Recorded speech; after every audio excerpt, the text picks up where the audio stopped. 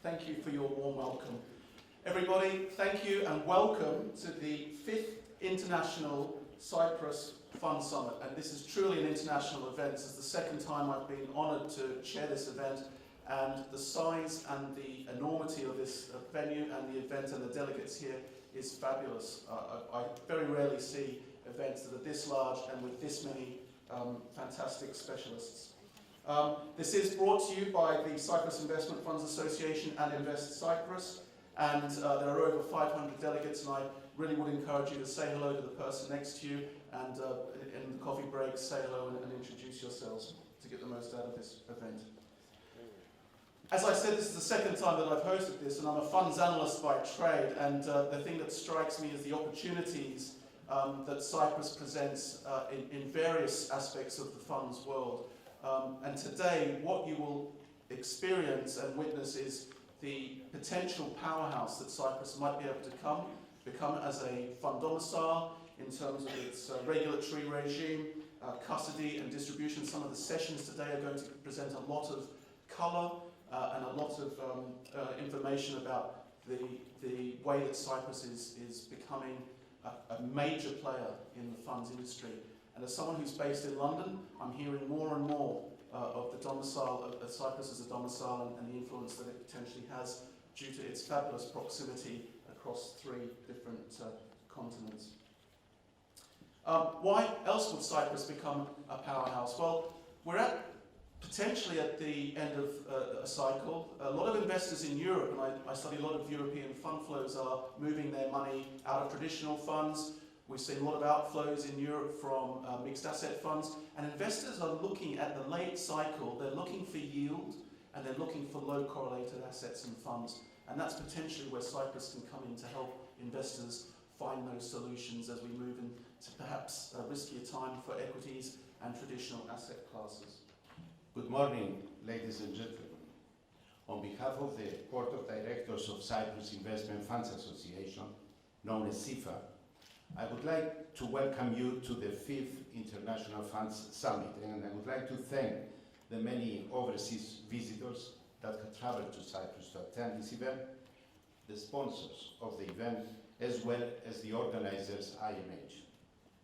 As it is evident from the breadth of the agenda, there are a host of developments, issues, challenges, and opportunities to be discussed, and we hope you will find the presentations interesting and useful going forward.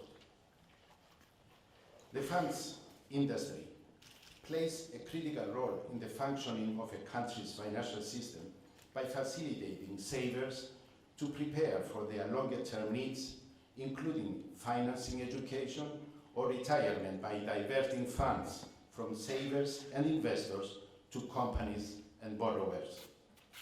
A country, therefore, operating a funds industry like Cyprus should not undermine the importance of building and maintaining trust and confidence in the workings of its industry, and therefore our regulatory framework and supervisory approach has and will continue to evolve to respond to the increasing scale of complexity in the organization's quarterly meetings and contributes to the voice of the European funds industry. Welcome in today's event the new Director General of EFAMA, Mr. and thank you for their continuous support. We are in Cyprus, but I hope it will not be the last one, so I'm very delighted to be here. For those of you who do not know EFAMA, we are the European Fund and Asset Management Association. Our membership consists of 28 national associations, including, of course, the Cyprus Investment Funds Association, as well as 59 corporate members, among which the largest asset managers in Europe. As the voice of the European investment management industry, we represent the interest of our members vis-à-vis the European policymakers, as well as international standard setters. We are based in Brussels and engage with the European institutions on a wide range of topics, including the Capital Markets Union, CMU in short, the flagship project of the Commission to promote market-based finance in the EU.